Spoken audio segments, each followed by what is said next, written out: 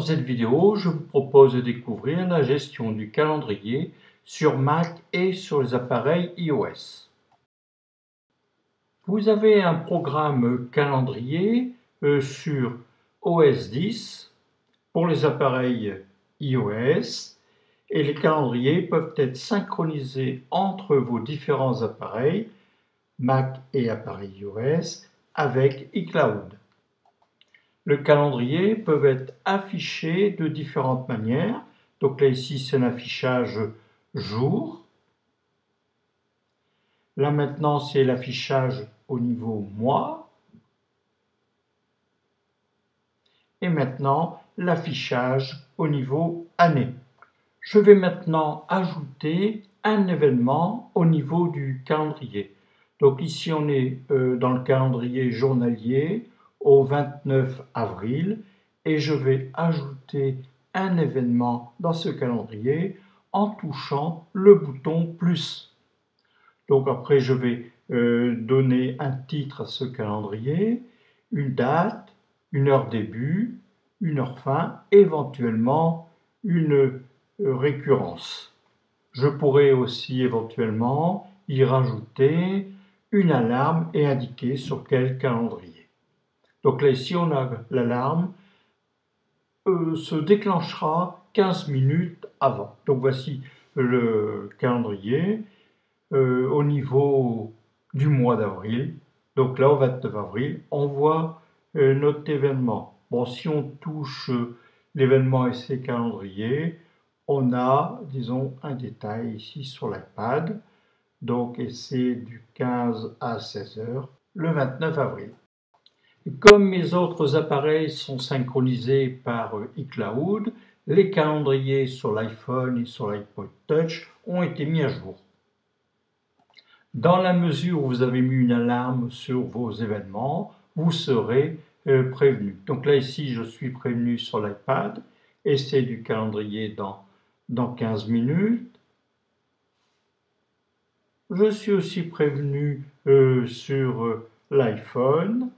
Et là, ici, c'est bon, c'est un autre essai. Je suis prévenu d'un essai de calendrier ici, l'essai numéro 2.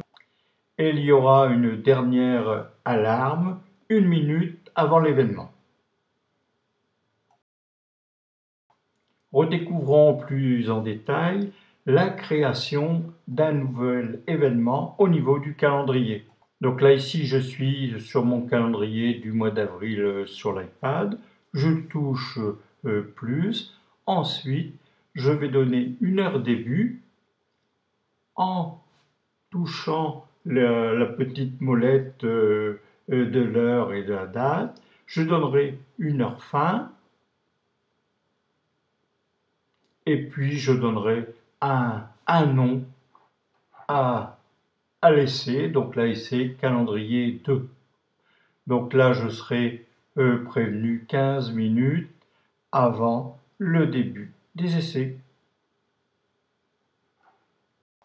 Il est possible de créer un événement répétitif qu'on appellera ici récurrence. Donc là, ici, j'ai un événement, donc le SILAC à la Madeleine. Donc là, je parle le vendredi 3 mai et je vais créer un nouvel événement pour la rentrée. Donc ça va commencer le 10 septembre à 14 heures et se terminer le 10 septembre à 17 heures. Actuellement, c'est un événement qui se produit qu'une seule fois. Mais comme c'est un événement qui va se produire plusieurs fois à la rentrée, je touche récurrence et j'indique que ce sera toutes les semaines et la récurrence se terminera le 10 octobre 2013. Parce qu'après, ce sont les vacances scolaires. Donc voici mon événement qui commence le 10 septembre en récurrence hebdomadaire et avec une alarme une heure avant. Et quand c'est terminé, je touche le bouton OK. Donc là maintenant, on voit le calendrier qui a été rempli au niveau annuel pour septembre et Je vais maintenant rechercher tous les événements contenant atelier. Donc, calendrier sur iPad va afficher les différents ateliers. Donc, il commence le 30 avril ici jusqu'au 11 juin. Voyons maintenant le réglage à effectuer sur l'iPad pour la synchronisation par iCloud.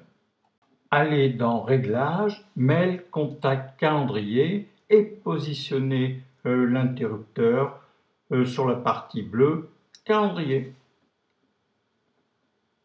Voyons maintenant le calendrier sur le Mac. Voici maintenant le calendrier sur le Mac au niveau mois, donc à partir de l'application calendrier. Et voyons quelques petits réglages au niveau général. Donc là, je vais prendre des réglages standards et par contre, je vais m'intéresser à l'activation d'un compte, éventuellement une délégation, et vous indiquer quand les calendriers doivent être rafraîchis. Vous pourrez aussi indiquer aussi les réglages sur les. Voyons maintenant le calendrier sur le Mac via iCloud. Vous vous connectez sur le site iCloud et vous donnez votre identifiant. Vous cliquez ensuite sur l'icône de calendrier.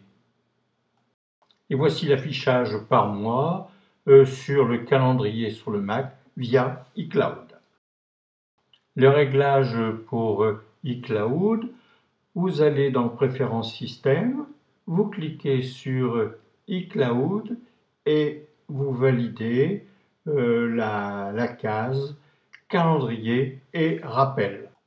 Voyons maintenant quelques travaux pratiques sur l'utilisation du calendrier sur l'iPad.